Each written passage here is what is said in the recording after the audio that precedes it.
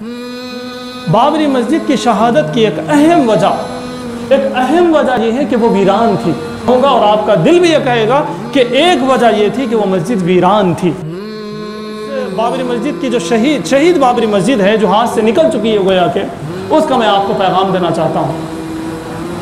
بابری مسجد جو شہید ہوئی ہے اس کا پیغام ہے میرے دوستو کہ ہم مسجدوں کو آباد کریں، ہم مسجدوں کو صاف ستھرا رکھیں، ہم مسجدوں سے جڑ جائیں۔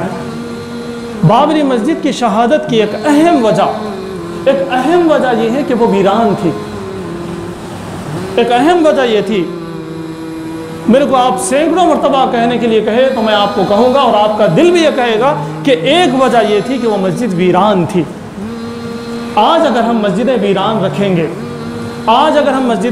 رکھیں گے، چاہے وہ ہماری بستی کی مسجد ہو، چاہے وہ کسی گاؤں کی مسجد ہو، چاہے وہ کسی شہر کی مسجد ہو، اگر مسجد آباد نہ ہوگی، اگر ہم مسجد سے قریب نہ ہوں گے، ہم میں کتنے ایسے لوگ ہیں جو صرف جمعہ کے دن مسجد تشریف لاتے ہیں؟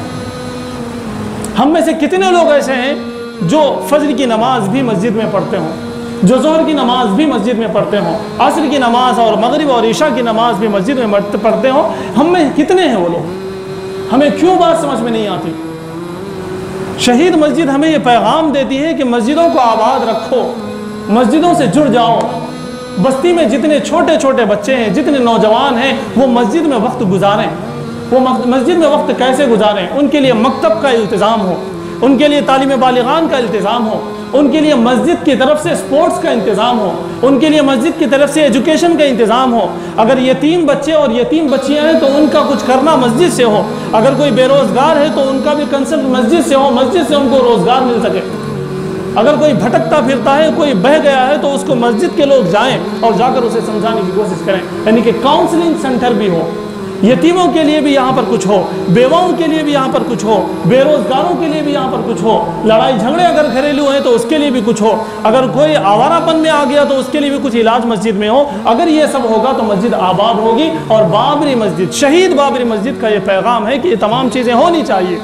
آپ تاریخ اٹھائیے، نبی پاک صلی اللہ علیہ وسلم کی جو مسجد تھی، اس مسجد سے یہ تمام چیزیں ہوتی تھی۔ بچے بھی مسجد سے کنسلٹ، جوان بھی مسجد سے ربط میں، بوڑھے اور بڑے بھی مسجد سے ربط میں، جو بے روزگار ہیں وہ بھی مسجد سے لگے ہوئے، جو ایجوکیشن سے دور ہیں وہ بھی مسجد سے لگے ہوئے۔ تو میرے دوستو، میں آپ کو یہ پیغام دینا چاہتا ہوں، کمیٹی والے کچھ نہیں کر سکتے جب تک آپ تیار نہ ہوں، جب تک آپ اپنے بچوں کو پڑھانے کے لیے تیار نہ ہوں، کمیٹی اور مسجد کچھ نہیں کر سکتی۔ جب تک آپ اپنے نوجوانوں کو قرآن پڑھانا سکھانا نہ چاہیں، جب تک کوئی کچھ نہیں کر سکتا۔ جب تک آپ اپنے مسائل لے کر مسجد نہیں آئیں گے تب تک کچھ نہیں ہوگا۔ جب تک یتیم اور بیوائیں مسجد کو کنسلٹ نہ ہو جائیں تب تک کچھ نہیں ہوگا۔